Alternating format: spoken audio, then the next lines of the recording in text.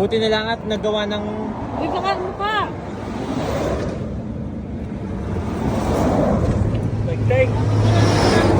Tingin mo yan. Maraming salamat sa aming driver. Maraming salamat sa aming driver, mekaniko pa, guys. Yung kanimang nasabugan kami ng gulong, tingnan niya. Bangaw. Hindi na makabangon, abong eh. Ano daw, bangon. Ay! Nakihina na to. Nanghihina na to. Gutom na. Hindi na makakabembang kay Ate Rose. Gutom na, mekaniko. Nakihina na to.